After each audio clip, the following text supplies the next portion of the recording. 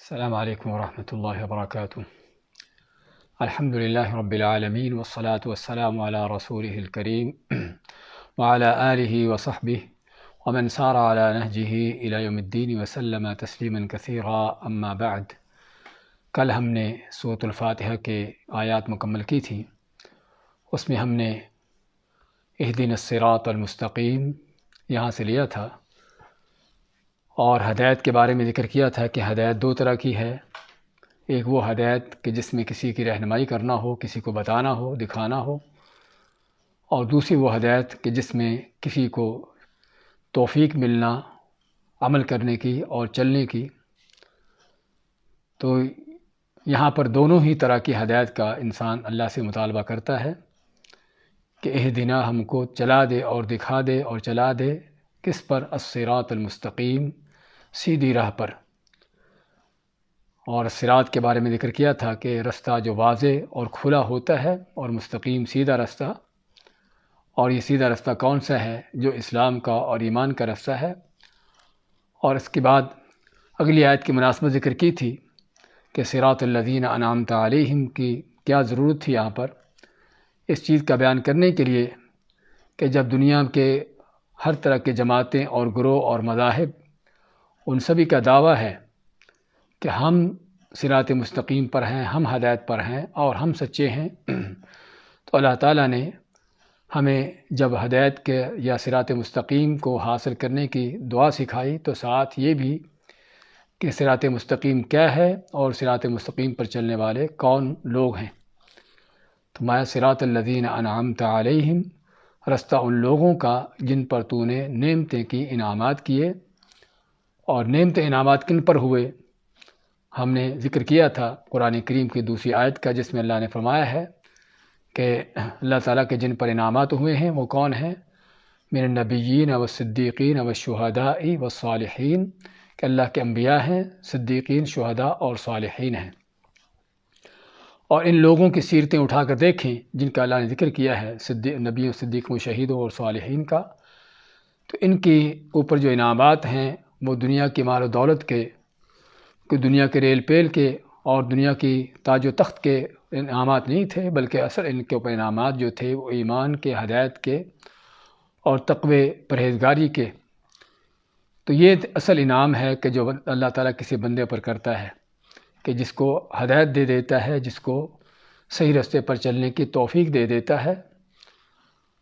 تو یہ ہے اصل انعام کہ جس انعام کی بنیاد پر دنیا بھی سنورتی ہے اور ہمیشہ کی آخرت بھی انسان کی سنور جاتی ہے۔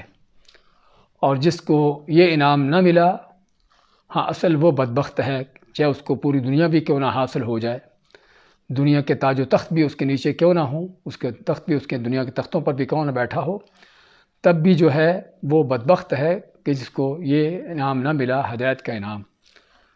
تو ہمیں اس ہدایت کے انعام کو سمجھنے کی، اس کی قدر و قیمت کو جاننے کی ضرورت ہے، کہ تاکہ اس سورت کو پڑھتے ہوئے، فاتحہ کو پڑھتے ہوئے، اللہ نے ہم کو جو ایک عظیم دعا سکھائی ہدایت کو پانے کی، تاکہ ہمیں واقعی ہی اس ہدایت کا پتہ ہو کہ یہ کتنا بڑا انعام ہے، کتنی بڑی نعمت ہے، اس کو حاصل کرنے کے لیے دعا بھی، اور اگر حاصل ہوتی ہے تو اس پر قائم و دائم رہنے کی کوشش بھی، اور اس نعمت کی قدردانی بھی کرنے کی ضرورت ہے۔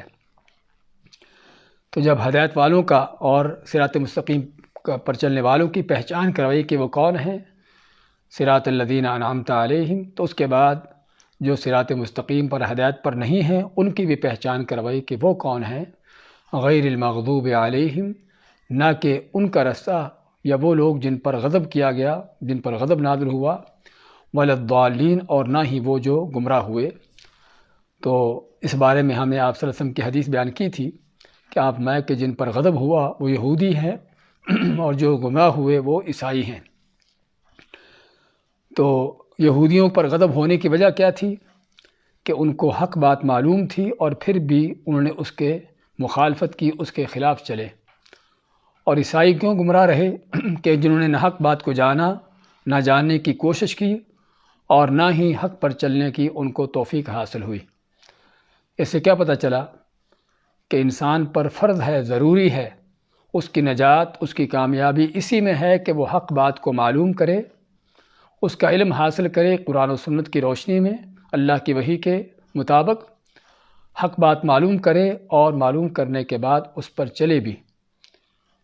نہ تو حق سے جاہل رہنے میں نجات ہے، یہ بھی گمراہی ہے جس کا ٹھکانہ جہنم ہے، اور نہ حق کو معلوم کرنے کے بعد اس پہ روگردانی، اس پر عمل نہ کرنے کا، اس میں نجات ہے، بلکہ اس میں بھی اس کا ٹھکانہ بھی جہنم ہے۔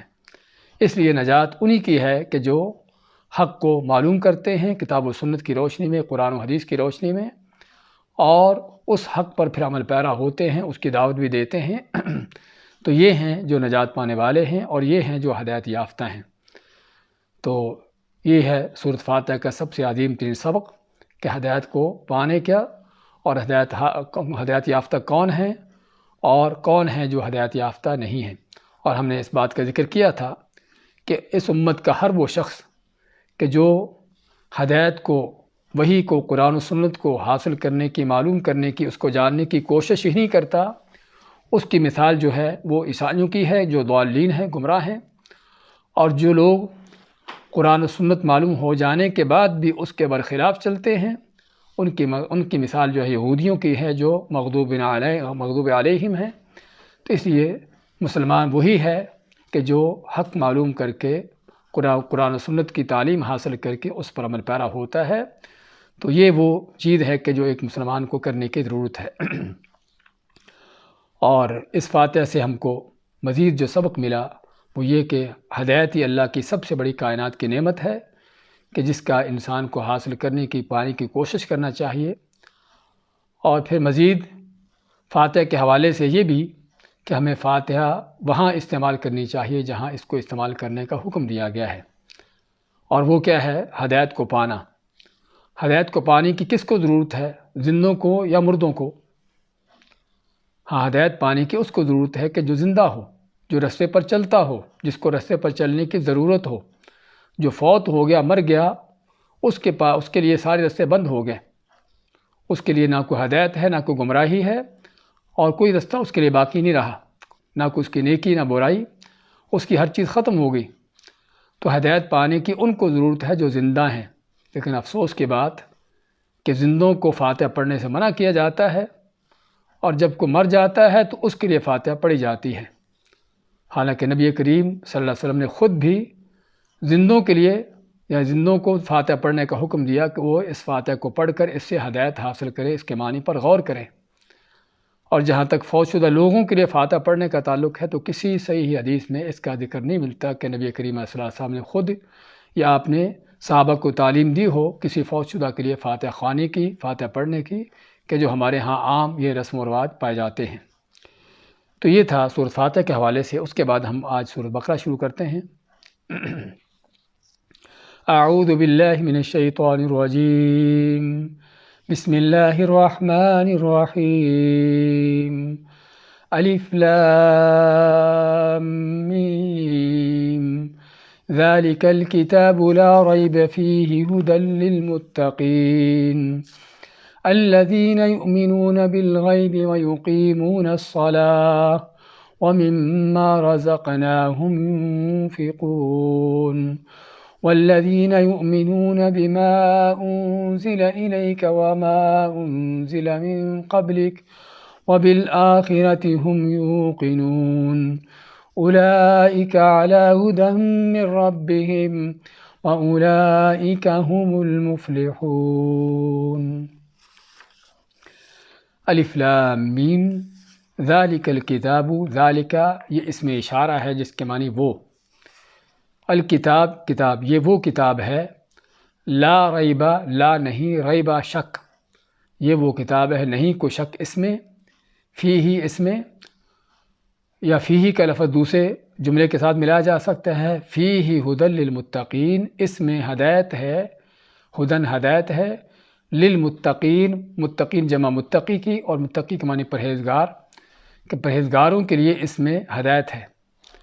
الذین، پرہیزگار کون ہیں؟ الذین وہ لوگ، یؤمنون بالغیب، جو ایمان لاتے ہیں، یؤمنون ایمان لاتے ہیں، بالغیب غیب کے اوپر، چھپی چیزوں پر، ویقیمون الصلاۃ، اور یقیمون قائم کرتے ہیں الصلاۃ نماز، وَمِمَّا رَزَقْنَاهُمْ اور جو کچھ ہم نے ان کو دیا ہے، مما اس میں سے، اصل میں من اور ما، من منی سے اور ما جو، اس میں سے جو رزقناہم ہم نے ان کو رزق دیا ہے، جو کچھ ہم نے ان کو عطا کیا ہے، ينفقون انفق ينفق خرچ کرنا، اس میں سے وہ خرچ کرتے ہیں، والذین اور وہ لوگ یؤمنون جو ایمان لاتے ہیں، بما اس کے ساتھ، با کے معنی ساتھ، ما جو اس کے ساتھ، انزل نازل کیا گیا، الیک آپ کی طرف، الیک کا لفظ اصل الہ اور کاف ہے ضمیر، تو جو نازل کیا گیا آپ کی طرف، وما اور جو انزل نازل کیا گیا، من قبلک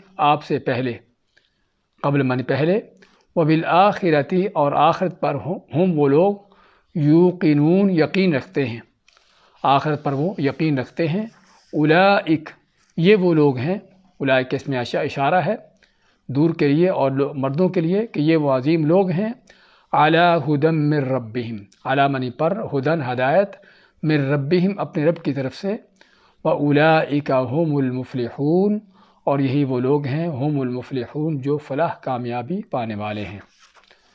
سورۃ البقرہ کی آیت نمبر 1 سے 5 تک کی تلاوت اور ترجمہ پیش کیا گیا ہے۔ سب سے پہلے تو سورۃ البقرہ یہ سورت مدنی صورت ہے، جس کا ہم نے کل تعارف کرایا تھا سورۃ فاتحہ سے پہلے کہ مکی اور مدنی صورتوں میں کیا فرق ہے، اور موضوع کے اعتبار سے یہ سورت جو ہے پورے مدنی دور پر شامل ہے۔ اس کی کچھ آیات ہیں کہ جو مدنی دور کے آغاز میں نازل ہوتی ہیں، اور کچھ دوسری آیات ہیں جو مدنی دور کے یعنی کہ درمیان میں، اور کچھ وہ بھی آیتیں ہیں کہ جو عین مدنی دور کے آخر میں نازل ہوتی ہیں، بلکہ بعض علماء کا جو کہنا ہے کہ قرآن کریم کے سب سے آخری آیت جو نازل ہوتی ہے، وَاتَّقُوا يَوْمًا تُرْجَعُونَ فِيهِ إِلَى اللَّهِ، وہ اسی سورۃ بقرہ کی آیت ہے۔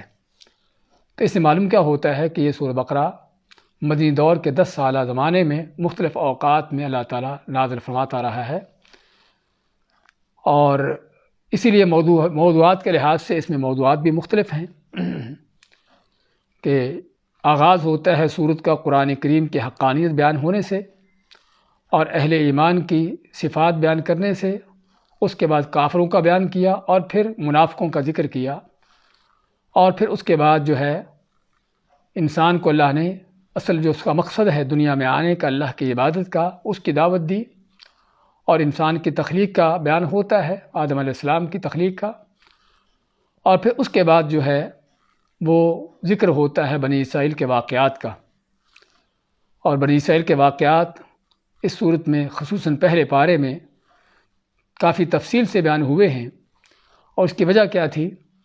کیونکہ نبی کریم صلی اللہ علیہ وسلم کی ہجرت کے بعد آپ کو جس قوم سے واسطہ تھا، جس قوم کے ساتھ آپ کا معاملہ تھا، وہ مختلف طرح کے لوگ تھے، ان میں ایک بہت بڑا تعلق جو ہے واسطہ یہودیوں کے ساتھ بھی، اہل کتاب کے ساتھ بھی تھا۔ تو ان اہل کتاب کا ذکر کیا، ان کی قباحتیں بیان کرتے ہوئے، تاریخی طور پر جو ان کی غداریاں تھیں، بغاوتیں تھیں اللہ کے خلاف، اللہ کے نبیوں کے خلاف، لیکن ان کی بغاوتیں اور ان کی یہ سرکشیاں بیان کرنے کا مقصد جو ہے مسلمانوں کو سبق دلانا ہے۔ اور پھر اس کے بعد دوسرے پارے میں ہم خصوصاً دیکھتے ہیں کہ جہاں پر قبلے کی تبدیلی کا ذکر آتا ہے، اور پھر اس کے بعد مزید آگے چل کر ہم دیکھتے ہیں ایمان کی حقیقتیں بیان ہوتی ہیں، روزے کے احکامات کا ذکر آتا ہے، اور پھر اس کے بعد جہاد و قتال کی آیات شروع ہوتی ہیں، کیونکہ مدنی دور میں مسلمانوں کو صرف ایک دشمن نہیں بلکہ مختلف طرح کے دشمنوں سے معاملہ تھا۔ اس میں مکہ کے مشرک بھی تھے، عرب کے قبائل بھی تھے، اور یہودی بھی، اور مختلف طرح کے منافقین بھی، بلکہ تو منافقین کا بھی اس صورت میں تفصیل سے ذکر آتا ہے، اور پھر خصوصاً تیسرا پارہ یا اس کے آس پاس کے جو آیات ہیں جس میں اللہ کی راہ میں خرچ کرنے کے حوالے سے اور انفاق فی سبیل اللہ، ان چیزوں کا تفصیلاً ذکر آتا ہے، اس کے آداب اور اس کے تقاضے بیان کیے جاتے ہیں، اور پھر سورت کا اختتام ہوتا ہے اللہ تعالیٰ کی عظمتیں بیان کرنے پر اور ایمان کے حقائق بیان کرنے پر۔ تو یہ سورت جو کہ قرآن کریم کی سب سے لمبی سورت ہے، ہم نے مختصر سا اس کے موضوعات کا خاکہ پیش کیا، ورنہ تو کافی تفصیلات اس میں۔ اس صورت کا نام سورۃ البقرہ کیوں ہے؟ ہم اس سے پہلے سورۃ الفاتحہ پڑھ کر آئے ہیں، اور فاتحہ کا لفظ اس کے اندر نہیں تھا، لیکن فاتحہ اس کا چونکہ موضوع ہے، قرآن کریم کا آغاز اس سورت سے ہوتا ہے فاتحہ سے، اس لیے اس کو فاتحہ کہا گیا، جس کا ہم نے ذکر کیا تھا۔ لیکن اس سورت کو بقرہ کہنے کا معنی کیا ہے؟ کیا اس میں گائے کے احکامات کو تفصیلاً ذکر ہوئے ہیں؟ ہاں، کوئی ایسی چیز نہیں، صرف چند آیتیں ہیں کہ جس میں بنی اسرائیل کے گائے کا واقعہ اللہ نے ذکر کیا ہے، اور اسی نسبت سے اس کا نام البقرہ رکھ دیا گیا۔ اور یہاں پر ایک اہم بات بتانے کی ضرورت ہے، وہ یہ ہے کہ صورتوں کے نام بعض اوقات یہ نہیں کہ وہ صورت کا موضوع یہ ہوتا ہے، ہاں بعض اوقات صورت کا موضوع ہی وہ ہوتا ہے، جس طرح کہ سورۃ الفاتحہ ہے، سورۃ اخلاص ہے، اور اس طرح کی کئی صورتیں ہیں جن کا موضوع ہی وہی ہوتا ہے کہ جو اس کو نام دیا گیا ہے۔ لیکن اکثر و بیشتر وہ صرف کوئی ایک لفظ ہوتا ہے صورت کے اندر، اسی لفظ سے اس صورت کا نام رکھا جاتا ہے، یعنی اسی مناسبت سے، یہ نہیں کہ وہ صورت کا موضوع اسی لفظ پر یا اسی نام پر چل رہا ہے۔ تو اسی طرح سورۃ بقرہ بھی صرف چند آیتیں ہیں جس میں بنی اسرائیل کی گائے کا ذکر ہوتا ہے، لیکن اسی واقعے کی مناسبت سے اس کو البقرہ کا نام دیا گیا، اور یہ نام خود نبی کریم صلی اللہ علیہ وسلم کی طرف سے دیے ہوئے ہیں۔ یعنی کوئی کہنے والا یہ نہیں کہے کہ صحابہ کرام کے اپنی طرف سے انہوں نے اجتہادات کیے، بلکہ خود نبی کریم صلی اللہ علیہ وسلم کے نام رکھے ہوئے ہیں۔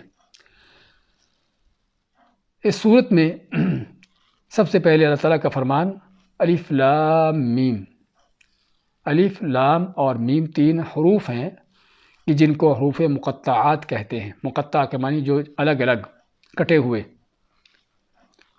کیونکہ یہ حروف جو ہیں حقیقت میں ان کے معنی کیا کوئی الف کا معنی ہے، کیا کوئی لام کا معنی ہے، کیا کوئی میم کا معنی ہے؟ ہاں، بعض علماء نے، بعض مفسرین نے تکلفات کیے ہیں اس موضوع پر، اور بعض حتیٰ کہ صحابہ تابعین کے اقوال بھی نقل کیے ہیں کہ الف کا معنی اللہ ہے، لام کا معنی جبریل ہے، اور میم کا معنی محمد ہے صلی اللہ علیہ وسلم۔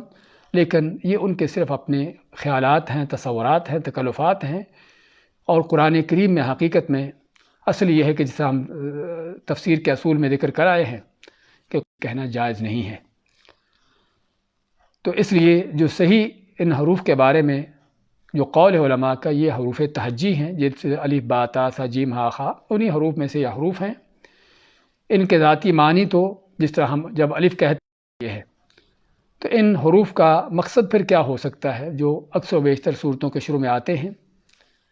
تو اس کا مقصد علماء نے جو بیان کیا ہے، جو ابن کثیر رحمۃ اللہ علیہ نے بعض محقق علماء سے اقوال نقل کیے ہیں، ابن تیمیہ رحمۃ اللہ علیہ دوسرے علماء، کہ ان حروف کا صورتوں کے شروع میں آنے کا مقصد جو ہے وہ قرآن کو جھٹلانے والے قرآن کے دشمنوں کو چیلنج کرنا تھا، ان کے سامنے واضح کرنا تھا کہ قرآن اللہ کا کلام ہے اور عربی زبان میں ہے، اور عربی زبان میں ہونے کی دلیل یہ ہے کہ عربی کے جو تمہارے حروف تہجی ہیں، یہ اس کے بعض صورتوں کے شروع میں وہی حروف لائے گئے ہیں، کہیں الف لام میم ہے، کہیں الف لام را ہے، کہیں کاف ہا یا عین صاد ہے، مختلف طرح کے حروف، طٰہٰ ہے، یاسین ہے۔ تو ان حروف کو لانے کا مقصد یہ ہے کہ عربوں کو بتانا جو قرآن کو جھٹلانے والے ہیں کہ اگر تم واقعی ہی سچے ہو کہ یہ قرآن اللہ کا کلام نہیں ہے، بلکہ تمہارے کہنے کے مطابق محمد صلی اللہ علیہ وسلم نے خود اس کو بنا لیا، گھڑ لیا ہے، تو تم بھی عرب ہو اور یہ قرآن بھی عربی میں ہے، تو لاؤ پھر تم اس جیسا قرآن لا کے دکھاؤ۔ پورا قرآن نہیں لا سکتے، 10 صورتیں لا کر دکھاؤ، 10 صورتیں بھی نہیں لا سکتے، ایک صورت ہی لے آؤ۔ اور بلکہ چوتھا چیلنج کیا تھا کہ اگر ایک صورت بھی لانے پر قادر نہیں تو کم سے کم اس قرآن جیسی کوئی چیز لے آؤ۔ لیکن 1450 سال سے یہ چیلنج چلا آ رہا ہے، اور ہر طرح کے عرب کے بڑے بڑے زباندانوں کو یہ چیلنج ہوتا رہا ہے، لیکن آج تک کسی کو اس چیلنج کو قبول کرنے کی نہ جرت ہوئی اور نہ کوئی یہ کام کر سکا، اور اگر کسی نے کرنے کی کوشش بھی کی ہے تو بہت برے طریقے سے وہ ناکام ہوا ہے۔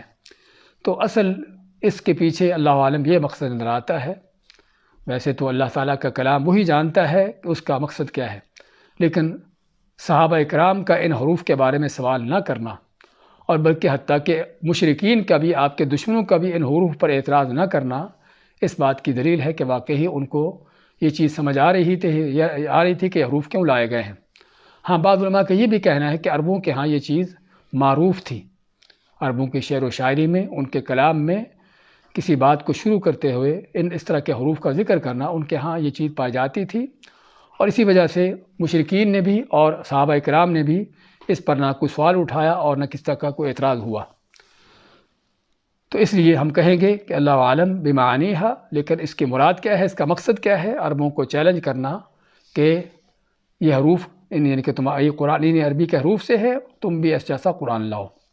یہ سورہ بقرہ، اس کی فضیلت کیا ہے، اس کی عظمت کیا ہے، اس کے بارے میں کئی ایک صحیح احادیث آتی ہیں کہ جس میں آپ صلی اللہ علیہ وسلم کا فرمان ہے، ایک حدیث میں ام المؤمنین عائشہ کی حدیث ہے، فرماتی ہیں کہ آپ فرماتے کہ جس نے قرآن کریم کی پہلی 7 صورتیں لے لیں وہ عالم بن گیا، اور لینے کا معنی صرف ان کو خالی پڑھنا حفظ کرنا نہیں بلکہ ان کے معنی کو جاننا، ان کے احکام و مسائل کو معلوم کرنا، تو آپ مانتے ہیں کہ وہ حبر فہو حبر و عالم بن گیا۔ اسی طرح دوسری حدیث میں آپ فرماتے ہیں کہ ہر چیز کی کوہان چوٹی ہوتی ہے، پسیناب القرآن البقرہ، اور قرآن کی چوٹی کوہان کون سی ہے؟ وہ سورہ بقرہ ہے، جس طرح کہ سہل بن سعد کی حدیث ہے۔ اور تیسری حدیث میں آپ فرماتے ہیں جسے امام ترمذی روایت کرتے ہیں ابو ہریرہ رضی اللہ تعالیٰ عنہ سے، کہ آپ فرماتے ہیں کہ اپنے گھروں کو قبرستان نہ بناؤ، اپنے گھروں کو قبرستان نہ بناؤ، یقیناً شیطان اس گھر میں داخل نہیں ہوتا کہ جس میں سورہ بقرہ کی تلاوت کی جاتی ہے۔ آج ہمارے گھروں میں شیطان کیوں گھستے ہیں؟ کیونکہ گھروں کو قبرستان بنایا۔ قبرستان بنانے کا معنی کہ قبروں پر تلاوت نہیں کی جاتی، قبروں پر نمازیں نہیں پڑھی جاتی۔ آپ مانتے ہیں کہ گھروں میں تلاوت بھی کرو، نمازیں بھی پڑھو، تاکہ گھر قبرستان نہ بنے اور گھر سے شیطان نکلے اور بھاگے۔ اور اسی طرح چوتھی حدیث جو صحیح مسلم کی ہے، آپ مانتے ہیں کہ شیطان ایسے گھر سے بھاگ جاتا ہے کہ جس میں سورہ بقرہ پڑھی جاتی ہے۔ پانچویں حدیث جو ابو ہریرہ ہی روایت کرتے ہیں کہ بلکہ ابو امامہ الباہلی روایت کرتے ہیں کہ آپ مانتے ہیں کہ 2 زہراوین، 2 نہایت روشن صورتیں، سورہ بقرہ اور سورۃ آل عمران، ان کو پڑھا کرو، کیونکہ قیامت کے دن یہ دونوں صورتیں آئیں گی بادلوں کی مانند یا پرندوں کے جھنڈ کی مانند یا صاحبانوں کی مانند، اپنے ساتھی پڑھنے والے پر سایہ کرتی ہوئی، اور اللہ تعالیٰ سے بحث و تکرار کر کے اللہ سے اس کو بخشوائیں گی، اس کو چھڑائیں گی۔ اور پھر آپ مانتے ہیں کہ سورہ بقرہ پڑھا کرو، اس کا پڑھنے میں برکت ہے اور اس کو چھوڑنے میں حسرت ہے، اور باطل قوت طاقتیں اس کا مقابلہ نہیں کر سکتی۔ لا تستطيعها البطلہ، باطل قوت طاقتیں اس صورت کا مقابلہ نہیں کر سکتی۔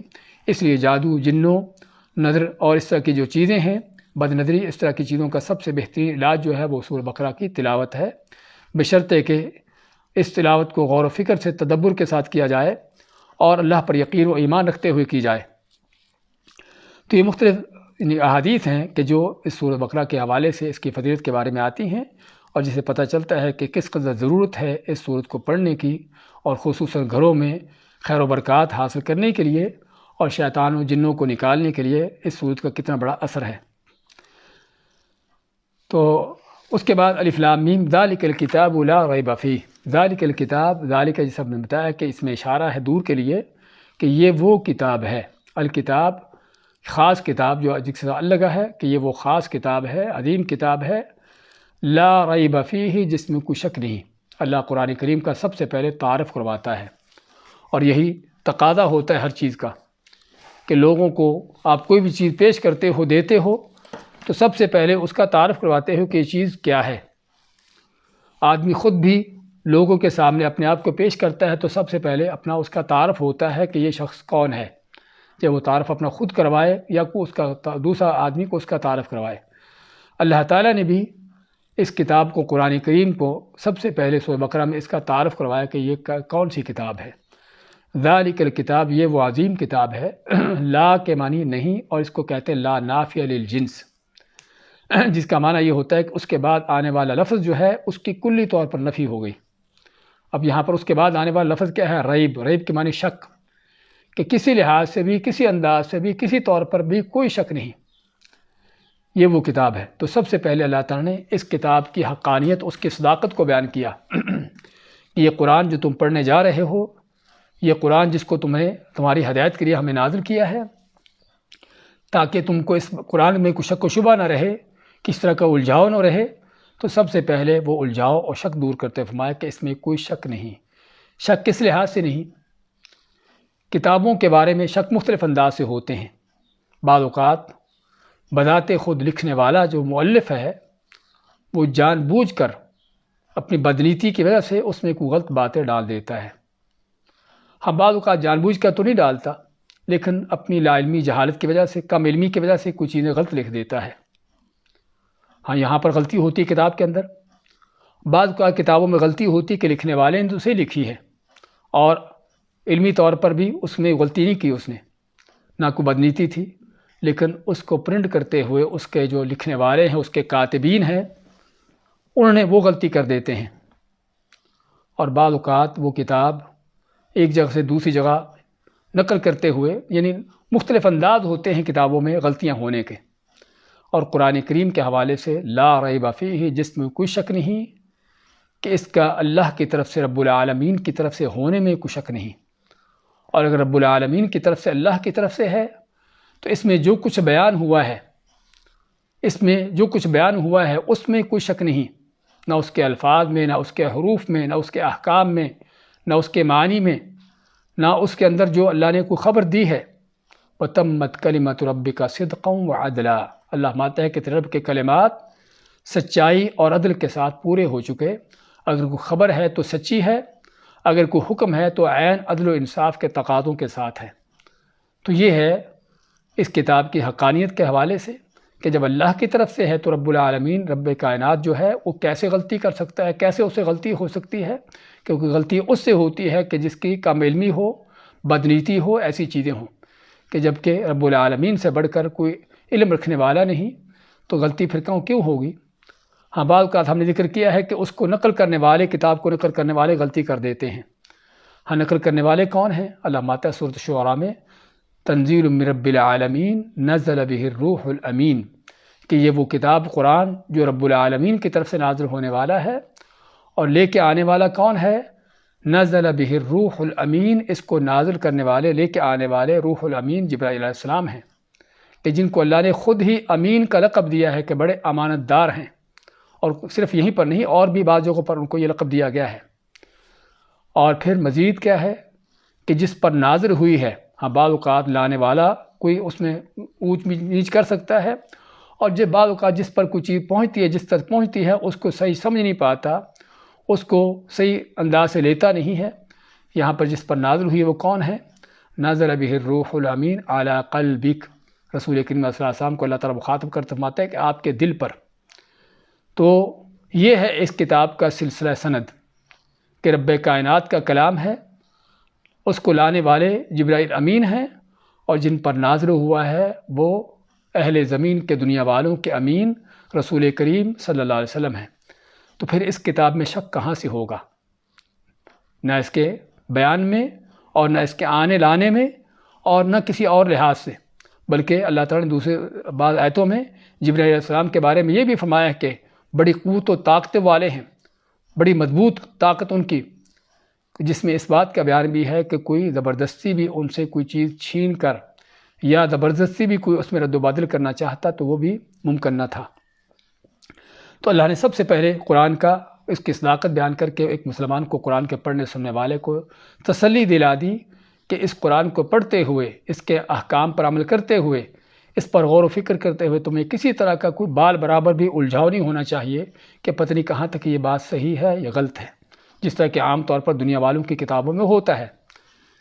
تو ذالک الکتاب، یہ وہ عظیم کتاب ہے، لا ریب فیہ، جس میں کوئی شک نہیں، کسی لحاظ سے کوئی شک نہیں۔ فیہ ھدی للمتقین، آپ دیکھ رہے ہیں یہاں پر فیہ کا جو لفظ ہے، اس سے پہلے بھی 3 نقطے لگے ہیں اور بعد میں بھی 3 نقطے لگے ہیں۔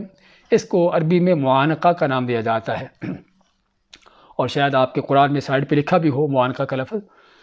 معانقہ کا معنی کیا ہوتا ہے؟ یہ لفظ کیا ہوتا ہے؟ جس یہاں پر یہ بعض کا لفظ ہوتا ہے اور بعض کا جملہ ہوتا ہے، کہ اس کے پہلے بھی، اس کے آخر میں بھی 3 نقطے ڈالے ہوتے ہیں۔ تو یہ لفظ یا جملہ جو ہے، اس کا تعلق پہلے جملے کے ساتھ بھی ہوتا ہے اور بعد والے جملے کے ساتھ بھی ہوتا ہے۔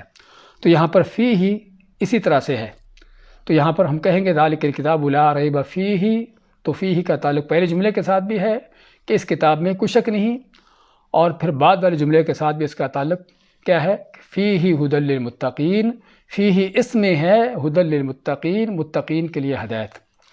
تو یہ سمجھنے کی ضرورت ہے۔ قرآن کریم آپ دیکھیں گے اکثر جگہوں یا کئی جگہوں پر یہ چیز آتی ہے کہ کسی جملے کے درمیان یعنی آس پاس یہ نقطے ڈالے ہوتے ہیں یا کسی لفظ کے آس پاس، تو اس کا مقصد جو ہے اس لفظ کو پہلے جملے سے بھی اس کو منسوب کرنا، منسلک کرنا، اور بعد والے جملے کے ساتھ بھی اس کو منسلک کرنا، اور دونوں طرح ہی معنی صحیح ہوتا ہے۔ تو یہاں پر بھی فیہ ھدی للمتقین، ہاں اس کتاب کس لیے ہے؟ اس میں ہے ہدایت للمتقین، پرہیزگاروں کے لیے، متقین کے لیے، اور یہ ہے اس سورہ بقرہ کی سورہ فاتحہ کے ساتھ مناسبت۔ سورہ فاتحہ میں ہم نے اللہ سے کیا مانگا ہے؟ اہدنا الصراط المستقیم، اے اللہ ہم کو سیدھی راہ دکھا دے، اس پر چلا دے۔ تو جب اللہ سے ہدایت مانگی فاتحہ میں، اللہ نے آگے پورا قرآن رکھ دیا کہ تم نے ہدایت مانگی ہے، ہدایت طلب کی ہے، تو یہ پورا قرآن تمہاری اس ہدایت کے لیے ہے۔ اسے ما فیہ ھدی للمتقین، اس قرآن میں، اس کتاب میں کیا ہے؟ ہدایت ہے متقین کے لیے۔ تو یہاں پر ہمیں سب سے پہلے تو اس مناسبت کا ذکر ہوا کہ فاتحہ کے ساتھ اس سورت کی، بلکہ پورے قرآن کی مناسبت کیا ہے کہ ہدایت کا تم نے سوال کیا ہے، تو اللہ نے پورا کا پورا قرآن تم کو دے دیا کہ جس سے تم ہدایت حاصل کرو۔ اور دوسرا یہ بھی ہم کو معلوم ہوا کہ قرآن ہدایت کی کتاب ہے، اور اصل مقصد قرآن کا لوگوں کو ہدایت دینا ہے، ان کو ہدایت کے راستے پر دکھانا چلانا ہے۔ اصل قرآن کا مقصد یہ ہے۔ قرآن کا مقصد تعویذ گنڈے بنانا نہیں ہے، قسمیں اٹھانے کی ضرورت پڑ جائے تو قرآن لے آؤ، یا جہیز شادی میں کوئی قرآن دے دو، ہاں ٹھیک ہے، اچھی بات ہے، قرآن دینے چاہیے تاکہ قرآن پڑھے جائے، لیکن صرف ایک رسم کے طور پر نہیں۔ تو قرآن کا اصل مقصد اس سے ہدایت ہے، اور ہدایت اسی وقت ملے گی کہ جب قرآن کو ہم سمجھیں گے، اس کے معنی پر غور و فکر کریں گے، اس کے معنی کا پتہ ہوگا کہ قرآن کیا کہہ رہا ہے، اور پھر اس پر عمل پیرا ہوں گے، تو ہدایت اسی وقت ملے گی۔ تو اس لیے اس قرآن کے مقصد کو سمجھنے کی ضرورت ہے، جو آج مقصد اکثر و بیشتر لوگوں سے فوت ہو چکا۔ قرآن کو صرف ایک برکت کی کتاب سمجھتے ہیں، اگر پڑھتے بھی ہیں، تلاوت بھی کرتے ہیں، تو صرف اور صرف دنیا کے کسی غرض مقصد کی خاطر کہ گھر میں کوئی بیماریاں ہیں، کوئی آفتیں مصیبتیں ہیں، وہ ٹل جائیں، کوئی خیر و برکت ہو جائے کاروبار کے اندر۔ تو اللہ کے دین کے، اللہ کے کلام کو بھی صرف دنیا کے چند ٹکوں کی خاطر اس کو بنا لیا ہے۔ کس قدر اللہ کے اس کے کلام کی توہین ہوتی ہے۔ تو اس کا اصل مقصد وہ ہدایت ہے، وہ عظیم ہدایت کہ جس ہدایت کی بنیاد پر انسان کی دنیا بھی سنورتی ہے اور ہمیشہ ہمیشہ کی جنتیں بھی حاصل ہوتی ہیں۔ تو یہ اصل ہدایت اسی قرآن سے ملتی ہے۔ اور پھر تیسری بات کہ اگر ہدایت ہے تو اسی قرآن میں ہے، قرآن ہی سے ہدایت ملتی ہے۔ قرآن اور قرآن کے ساتھ اللہ تعالیٰ کے نبی صلی اللہ علیہ وسلم کا فرمان جو وہی ہے، دونوں ہی۔ تو اصل ہدایت کا مصدر، اس کا منبع یہ قرآن ہے۔ جو سمجھتا ہے کہ میں قرآن و حدیث سے ہٹ کر، قرآن و سنت سے چھوڑ کر، اس کو چھوڑ کر کہیں اور سے مجھ کو ہدایت ملے گی، آپ مانتے ہیں کہ جو یہ کرے گا وہی گمراہ ہے۔ ترکت فیکم امرین، میں تمہیں دو ایسی چیزیں چھوڑ کر جا رہا ہوں، جب تک تم دونوں پر چلو گے کبھی گمراہ نہیں ہوگے، اور وہ کیا ہے؟ اللہ کی کتاب اور آپ کی سنت۔ تو اس سے یہ بھی پتہ چلا کہ اصل ہدایت کا سرچشمہ، ہدایت کا منبع جو ہے، اور سراپا ہدایت جو ہے، بلکہ ہدن کا لفظ جو ہے اسی انداز سے یہاں پر آیا ہے کہ قرآن ہے ہی سراپا ہدایت، کہ جو بھی اس کو پڑھتا ہے، اس پر عمل کرتا ہے، اس پر سمجھتا ہے، اللہ اس کو ہدایت کے رستوں پر چلا دیتا ہے، اس کے سامنے ہدایت کے دروازے کھول دیتا ہے۔ لیکن ھدی للمتقین، اللہ نے آگے ہدایت کے لیے کچھ شرطیں بیان کی ہیں کہ ہدایت پانے والے کون ہیں۔ ویسے تو قرآن پڑھنے کو کافر بھی پڑھ سکتا ہے، اور پڑھا جاتا ہے کافروں کی یونیورسٹیوں میں، وہاں پر ایک بڑے بڑے ڈپارٹمنٹ ہیں کہ جہاں پر قرآن و حدیث کا بہت گہرائی کے ساتھ مطالعہ کروایا جاتا ہے، اس کی اسٹڈیز ہوتی ہیں، بڑی بڑی ریسرچ ہوتی ہیں، پی ایچ ڈی کے تھیسز وہاں پر لکھے جاتے ہیں۔ لیکن مقصد کیا ہے؟ اسے ہدایت پانا نہیں، بلکہ قرآن و سنت پر اعتراض کرنا، اس پہ شک و شبہات اور اس پر تان بازیاں کرنا کہ کس کس انداز سے تان بازی کی جائے، ان کا مقصد ہی یہ ہوتا ہے۔ اس لیے فرمایا کہ ہدن، ہدایت ضرور ہے، لیکن کس کے لیے؟ متقین کے لیے۔ تو ہدایت پانے والوں کی صفتیں بیان کی۔ پہلی صفت کیا ہے؟ متقین ہوں۔ اور متقین ہونے کا معنی کہ واقعی ان کے دل میں اللہ کا ڈر خوف ہو، کیونکہ تقویٰ کا معنی کیا ہے؟ تقویٰ کا لفظ جو ہے وہ کسی چیز سے بچنے سے، وقایا سے ہے، عربی میں لفظ وقایا ہوتا ہے کسی چیز سے بچنا، کسی سے پرہیز کرنا، اس لیے ہم اس کا ترجمہ بھی کرتے ہیں کہ پرہیزگار۔ پرہیزگار کے معنی کہ جو بڑا بچنے والا ہے، کس سے بچتا ہے؟ ہم متقین کے اگرچہ تقوی کی علماء نے بڑی اس کی صفتیں بیان کی ہیں، اس کی بڑی تعریفیں کی ہیں کہ تقوی کیا ہوتا ہے، لیکن جامع ترین اس کی جو تعریف کی جا سکتی ہے وہ یہ ہے کہ تقوی کا معنی اللہ کی ناراضگی سے بچنا۔ تقوی کا معنی اللہ کی ناراضگی سے بچنا، چاہے وہ اللہ کا کوئی حکم چھوڑنے کی شکل میں ناراضگی ہو اللہ کی، یا اللہ کی نافرمانی، اللہ تعالیٰ کے نے کس چیز سے منع کیا ہے اس چیز کا ارتکاب کرنے سے اللہ کی نافرمانی ہو، تو یہ ہے تقوی۔ اور اس لیے بعض علماء نے کہا ہے کہ تقوی کا معنی یہ کہ تم ایسی جگہ پر اللہ کے ہاں دیکھے نہ جاؤ کہ جو اللہ کو ناراض کر دے، اور ایسی جگہ پر گم نہ پاؤ کہ جہاں پر اللہ تعالیٰ تم کو دیکھنا چاہتا ہے، یہ ہے تقوی۔ ابی بن کعب فرماتے ہیں تقوی کی تعریف میں کہ کسی خاردار جھاڑیوں کے درمیان سے گزرتے ہو تو کیسے گزرتے ہو؟ اپنے کپڑوں کو سمیٹ کر، اپنے آپ کو بچا کر کہ کہیں ان جھاڑیوں میں الجھ نہ جاؤ۔ ایسے ہی اس دنیا کے ہتھ کنڈوں سے، شیطان کے پراپیگنڈوں سے اور طرح طرح کے دنیا کے جو گمراہیوں کے معاملات ہیں ان سبھی سے بچا کر زندگی گزار دینا، یہ ہے تقوی۔ تو متقین ہے تو اللہ ماتا ہے کہ ہدایت کن کے لیے؟ متقین کے لیے ہے کہ جو واقعی ہی اس ہدایت کو پانے کی کوشش میں رہتے ہیں اور برائی نیکی میں تمیز کرتے ہیں، اور تمیز کر کے برائی سے بچتے ہوئے نیکی کی راہ اختیار کرتے ہیں، کہ جو یہ کام کرتے ہیں ان کو ہدایت ملتی ہے۔ اور جو جانوروں کی طرح نیکی برائی کی ان کے ہاں تمیز ہی نہ ہو، پتہ ہی نہ ہو کیا صحیح کیا غلط ہے، اور نہ اس کو معلوم کرنے کی کوشش ہو، نہ اس کی طرف کوئی توجہ ہو، ہاں تو ایسے لوگوں کو پھر اس سے ہدایت نہیں ملتی۔ تو پہلی شرط جو ہے وہ تقوی ہے، متقین ہونا۔ اور دوسری شرط کیا ہے؟ الذین یؤمنون بالغیب۔ ہاں آگے متقین کون ہوتے ہیں؟ اللہ نے ان کی بھی صفات بیان کر دی۔ کوئی یہ نہ کہے کہ میں تو مسلمان ہوں، میں متقی ہوں، میں کلمہ پڑھتا ہوں، میں متقی ہوں، بلکہ اللہ نے آگے صفات بیان کی متقین کی بھی اور ہدایت پانے والوں کی بھی شرطیں بیان کی۔ دوسری شرط کیا ہے؟ یؤمنون بالغیب، الذین وہ لوگ یؤمنون جو ایمان لاتے ہیں بالغیب، غیب پر۔ غیب کیا چیز ہے؟ غیب کے بارے میں علماء فرماتے ہیں کہ ہر طرح کے وہ حقائق جو انسان کے حواس خمسہ سے بالا تر ہوں۔ حواس خمسہ کیا ہوتا ہے؟ آدمی کوئی چیز دیکھتا ہے، کوئی سنتا ہے، کوئی چیز سونگھتا ہے، ٹچ کرتا ہے، محسوس کرتا ہے، مختلف طرح کے اللہ نے جو اس کو حواس دیے ہیں، اور حتیٰ کہ عقل سے بھی۔ غیب وہ چیز ہے جو عقل سے بھی جس کی رسائی نہ ہو، اور حواس خمسہ سے بھی جس چیز کو انسان نہ پا سکے، نہ حاصل کر سکے، یہ ہے جو غیب ہے۔ اور اس غیب میں خصوصاً نبی اکرم صلی اللہ علیہ وسلم کی وہ حدیث جو جبرائیل کی حدیث کے نام سے جانی جاتی ہے، کہ جب جبرائیل نے آپ سے پوچھا کہ بتاؤ کہ ایمان کیا ہوتا ہے، آپ نے فرمایا کہ ان تؤمن باللہ وملائکتہ وکتبہ ورسلہ والیوم الآخر وبالقدر خیرہ وشرہ۔ یہ سارے ایمان کے 6 ارکان جن کو نام دیا جاتا ہے، یہ سارے کیا ہے؟ ایمان بالغیب ہے۔ اللہ تعالیٰ کی ذات کسی نے دیکھی نہیں، اس کی صفات کیا ہے، اس کی عظمتیں کیا ہیں، قرآن میں پڑھتے ضرور ہیں، لیکن اس کو کسی نے دیکھا نہیں سوائے اس کے جو مظاہر ہم کو کائنات میں نظر آتے ہیں۔ اور اسی طرح فرشتے کون ہیں؟ کیسی اللہ کی مخلوق ہیں؟ ہاں قرآن و سنت میں ہم ان کے بارے میں جو پڑھتے ہیں وہ تو ہے، لیکن اس کے علاوہ کسی نے دیکھا نہیں کہ فرشتے کون ہوتے ہیں۔ اللہ کے انبیاء جو سابقہ زمانوں میں گزر چکے، ان کے معاملات کیسے تھے، ہم قرآن میں پڑھتے، حدیث میں پڑھتے ضرور ہیں، لیکن ہم نہ ان کا زمانہ پایا ہے، نہ ان کو دیکھا ہے۔ اور اسی طرح سے اللہ کی کتابیں جو مختلف زمانوں میں نازل ہوتی رہی ہیں، اور آخرت، مرنے کے بعد کیا ہوتا ہے، قبر میں، برزخ میں، محشر کے میدان میں، جنت اور جہنم کیا ہے، ان کی حقیقتیں کیا ہیں، ہاں ہمیں سوائے قرآن و حدیث میں پڑھنے کے اور کسی اس سے بڑھ کر کچھ علم نہیں ہے کہ کسی نے ان چیزوں کو دیکھا ہو یا خود جا کر ان چیزوں کو معلوم کیا ہو۔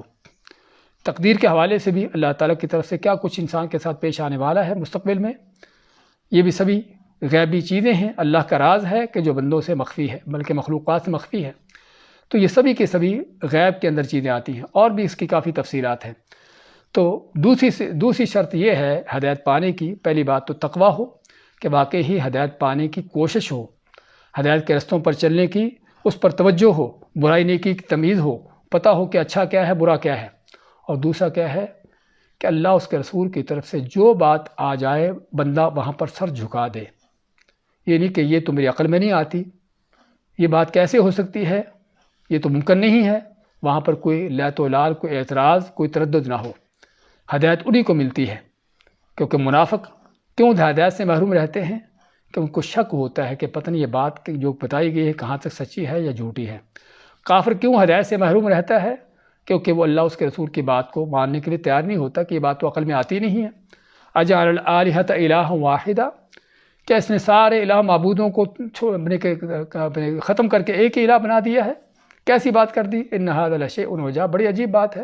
ہاں، کافروں کو اس طرح کی توحید کی باتیں بڑی عجیب لگتی ہیں کہ سارے کام صرف ایک اللہ ہی کرتا ہو، ہر وقت توحید ہی توحید ہو، کوئی دوسری بات کسی کی ہو ہی نہ۔ ہاں، مشرکوں کو اس طرح کی باتیں بڑی ناگوار لگتی ہیں۔ تو کہنے کا مقصد کہ ہدایت وہی پاتا ہے کہ جو اپنے آپ کو، اپنے دل دماغ کو، اپنی سوچ و فکر، اپنے خیالات کو اللہ اس کے رسول کے تابع کر دیتا ہے۔ ان کی طرف سے جو بیان ہو گیا، عقل میں آتا ہے نہیں آتا، اس کو دیکھا ہے نہیں دیکھا، اس کے بارے میں سنا ہے یا نہیں سنا پہلے سے، ہاں اللہ اس کے رسول کی بات آ گئی، وہیں پر سر جھکا دیا، اس کو قبول کر لیا۔ اس لیے الذین یؤمنون بالغیب، کہ جو غیب پر ایمان لاتے ہیں۔ اصل ایمان یہ ہے، ایک آدمی سامنے سورج کو دیکھ رہا ہے کہ سورج نکلا ہوا چمک رہا ہے، اس کے سورج کے ایمان لانے میں کیا شک ہے؟ کیا اس کا کمال ہے کہ سورج کو مانتا ہے کہ سورج نکلا ہوا ہے؟ ہاں، اس شخص کو جس نے سورج کبھی دیکھا ہی نہ ہو اور اس کو بتایا جائے کہ سورج چمک رہا ہے، ہاں وہ ہے کہ جو واقعی آپ کی بات سن کر آپ کی بات کو مانتا ہے، تو پھر پتہ چلتا ہے کہ کہاں تک وہ آپ کے ساتھ چلنے والا یا آپ کی بات کو قبول کرنے والا ہے۔ تو دوسری شرط یہ رکھی کہ وہ ایمان لاتے ہیں غیب پر۔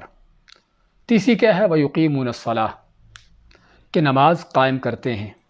نماز قائم کرنے کا پہلی بات تو معنی کیا ہے؟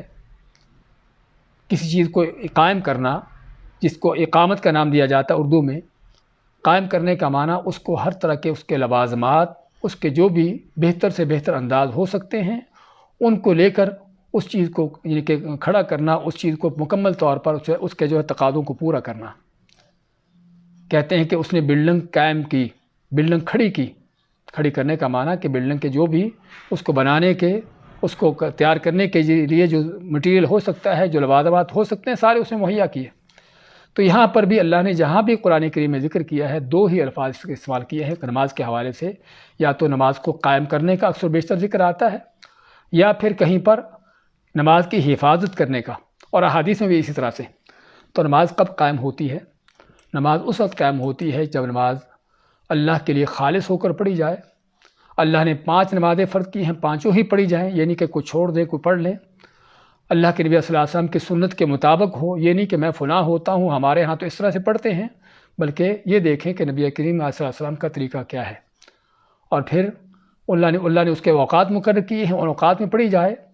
مردوں کے اوپر جماعت کے ساتھ مل کر فرض کی ہے، جماعت کے ساتھ مل کر پڑھی جائے۔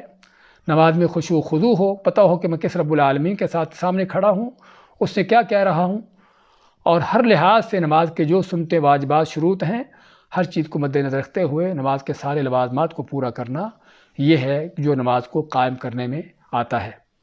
تو اللہ نے نماز کو قائم کرنے کا حکم دیا۔ تو تیسری شرط یہ رکھی ہدایت پانے کے والوں کے لیے کہ متقی ہوں، اور وہ ایمان بالغیب رکھتے ہوں، اور نماز قائم کرتے ہوں۔ نماز قائم کرنے کا تقوی کے ساتھ کیا، کہ اپنے ہدایت کے ساتھ کیا تعلق ہے؟ ہاں، اس کا ہدایت کے ساتھ تعلق یہ ہے کہ عملی نمونہ ہے اس ہدایت پر چلنے کا۔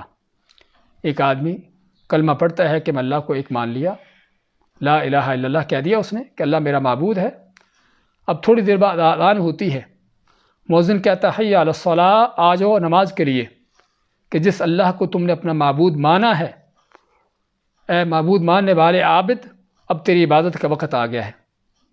اب پتہ چلے گا کہ وہ عبادت کرتا ہے یا نہیں کرتا۔ اگر عبادت کر لیتا ہے تو واقعی اپنے کلمے کے تقاضوں کو پورا کر دیا، ایمان کا دعویٰ سچا ثابت کر دیا۔ اگر عبادت نہیں کرتا، نماز نہیں پڑھتا، تو اس کا مطلب کہ اس نے کلمہ جو پڑھ کر دعویٰ کیا تھا جھوٹا کیا تھا۔ ہم چاہتے ہیں ان باتوں کو تھوڑا غور سے سننا اور سمجھنا کہ آج یہ جھوٹے دعوے دار کس قدر ہیں، کیا کثرت ہے ان لوگوں کی کہ لا الہ الا اللہ، کہ اللہ کے سوا کو معبود برحق نہیں، اللہ کو معبود مانتے ہیں، اور مانا کہ ہم اس کے عابد ہیں، لیکن آذانیں ہوتی ہیں ہر طرف، ہر وقت ہر روز 5 دفعہ اللہ کی طرف سے منادی ہوتی ہے حی علی الصلاۃ کی، آ جاؤ نماز کے لیے، لیکن یہ اپنے آپ کو عابد کہلانے والا، اللہ کو اپنا معبود قرار دینے والا، اللہ کی عبادت کے لیے نماز کے لیے تیار نہیں ہوتا۔ کیا معنی ہے کہ کلمہ جو پڑھا تھا جھوٹا پڑھا تھا، اسلام کا ایمان کو جو دعویٰ کیا تھا جھوٹا کیا تھا۔ تو ضرورت ہے اپنے دعووں کا جائزہ لینے کی ان آیتوں کو سنتے ہوئے پڑھتے ہوئے۔ تو اس لیے ہدایت ان کو ملتی ہے کہ جو صرف ایمان کا دعویٰ کر کے بیٹھ نہیں جاتے، جو صرف جو ہے ایمان کی باتیں کر کے ختم نہیں کر دیتے، بلکہ عملی میدان میں اترتے ہیں، یقیمون الصلاۃ، نماز قائم کرتے ہیں، اور نماز کی اللہ نے ذکر کر کے ان تمام عبادتوں کی مثال دے دی جو بدن سے، جسم سے تعلق رکھتی ہیں، جو بدنی عبادتیں، جسمانی عبادتیں ہیں۔ وَيُقِيمُونَ الصَّلَاةَ وَمِمَّا رَزَقْنَاهُمْ يُنْفِقُونَ، اور کیا ہے؟ وَمِمَّا، اور اس میں سے رَزَقْنَاهُمْ، جو کچھ ہم نے ان کو دیا ہے، عطا کیا ہے، اور یہ نہیں فرمایا کہ مال دیا ہے، مما، اس میں سے، رزقناہم، جو کچھ ہم نے ان کو دیا ہے۔ اس میں پہلی بات تو یہ آئی کہ انسان کے پاس جو کچھ ہے اللہ کا دیا ہوا ہے، اس میں اپنا اس کا کوئی کمال نہیں ہے۔ ہاں بعض لوگ قارون کی طرح انما اوتیتہ علی علم عندی، ہاں یہ تو سارے مال و دولت، یہ ساری قوت طاقتیں میرے اپنے ہنر سے ملی ہیں، مجھ کو میری اپنی ذہانت سے ہیں، میری قوت بازو سے ہیں۔ ہاں قوت بازو تمہیں دینے والا کون ہے؟ یہ ذہانتیں تم کو کس نے دی ہیں؟ اور ذہانتیں ہونے کے ساتھ ساتھ تم کو تمہارے یہ وسائل کس نے مہیا کیے ہیں؟ کتنے بڑے بڑے ذہین لوگ ہوتے ہیں، بڑے چالاک شاطر ہوتے ہیں، لیکن بھوکے مر رہے ہوتے ہیں۔ کتنے بڑے بڑے طاقتور ہوتے ہیں، لیکن ان کو کام ہی نہیں ملتا کہ جو کام کر کے اپنی روزی کما سکیں۔ لیکن اگر تم کو مال یا کچھ بھی ملا ہے، کوئی مال ملا ہے، کوئی طاقت ملی ہے، کوئی عزت شہرت ملی ہے، کوئی علم حاصل ہوا ہے، اور کوئی کس طرح کی کوئی نعمت ہے، تو سبھی کو سبھی کیا ہے؟ اللہ کی طرف سے ہے۔ مما رزقناہم، ہم نے جو ان کو دیا ہے، یہ نہیں کہ انہوں نے خود حاصل کیا ہے، ہم نے جو ان کو دیا ہے۔ تو اس لفظ کے اندر اس بات کا احساس دلایا بندے کو کہ اللہ کی نعمتوں کو پہچان اور دیکھ کہ تیرے پاس کیا کچھ ہے، اللہ نے تجھے کیا کچھ دیا ہے۔ تو اللہ کی طرف سے جو ملا ہوا ہے اس میں سے کیا کرتے ہیں؟ مما، اس میں سے، یعنی کہ سبھی کا سبھی، اس میں سے ينفقون، خرچ کرتے ہیں۔ اور یہ بھی اللہ تعالیٰ کا بندوں پر انعام اور احسان ہے کہ اللہ نے بندے سے پوری چیز نہیں مانگی کہ سارا کچھ تو لگا دے، بلکہ جو کچھ تجھے دیا ہے، قوت طاقت دی ہے، مال دیا ہے، تجھے کوئی عہدہ منصب ملا ہے، تجھے کوئی اور کس طرح کی کوئی صلاحیتیں تم کو دی ہیں، تم کو انعامات دیے ہیں، اس میں سے اللہ کی راہ میں لگاؤ، اس میں سے اللہ کی راہ میں خرچ کرو۔ مال ہے تو اللہ کی راہ میں، اللہ کے رستوں پر خرچ کرو، علم ہے تو اللہ کے بندوں کو سکھاؤ، کوئی قوت طاقت ہے تو اس سے اللہ کے دین کو فائدہ پہنچاؤ، کوئی صلاحیتیں قوتیں ہیں تو اللہ کے دین اللہ کے دین میں ان کو لگاؤ، تاکہ پتہ چلے کہ اللہ کی راہ میں تمہاری یہ صلاحیتیں خرچ ہو رہی ہیں۔ تو اللہ کی نعمتوں کا حق بھی سب سے بڑا یہی ہے، اور ان کا شکر ادا کرنے کا بھی سب سے بڑا تقاضا یہی ہے۔ فَمَا مِمَّا رَزَقْنَاهُمْ، جو کچھ ہم نے ان کو دیا ہے، وہ کسی بھی انداز سے کیوں نہ ہو، اس کو اللہ کی راہ میں خرچ کرتے ہیں، اللہ کی راہ میں لٹاتے ہیں۔ اور اللہ کی راہ میں خرچ کرنے کا معنی کہ ان کا مقصد صرف اور صرف اللہ کو راضی کرنا ہوتا ہے، اللہ سے اجر و ثواب لینے کا مقصد ہوتا ہے۔ یہ نہیں کہ اس کے پیچھے سیلریاں ہوں، اس کے پیچھے کو معاوضے ہوں، اس کے پیچھے کو اجرتیں ہوں۔ ہاں جو اجرت ہے، معاوضے ہے، پھر وہ وہیں پر دنیا کے اندر ہی اس کا حساب کتاب پورا ہو گیا، اور پھر آخرت میں ایسے بدبختوں کے لیے کچھ باقی نہیں بچتا۔ اس لیے اللہ کی نعمتوں کو، اللہ کی دی ہوئی صلاحیتوں کو، قوتوں کو، ان چیزوں کو جو ہے اللہ کی خاطر لگانا، اس کی رضا کے لیے، اس کے دین کے لیے، اور آخرت میں اس کا اجر و ثواب حاصل کرنے کے لیے، اصل یہ ہے کہ جو ایک بندے سے تقاضا ہے۔ آج انہی آیتوں پر اکتفا کرتے ہیں۔ دوبارہ دیکھیں، الف لام میم ذالک الکتاب لا ریب فیہ، یہ وہ کتاب ہے جس میں کوئی شک نہیں، فیہ ھدی للمتقین، اس میں ہدایت ہے متقین کے لیے، پرہیزگاروں کے لیے، الذین، وہ لوگ، یؤمنون بالغیب، کہ جو غیب پر ایمان رکھتے ہیں، ویقیمون الصلاۃ، اور نماز قائم کرتے ہیں، ومما رزقناہم، اور اس میں سے جو ہم نے ان کو دیا ہے، ينفقون، خرچ کرتے ہیں۔ بارک اللہ فیکم وجزاکم اللہ خیر۔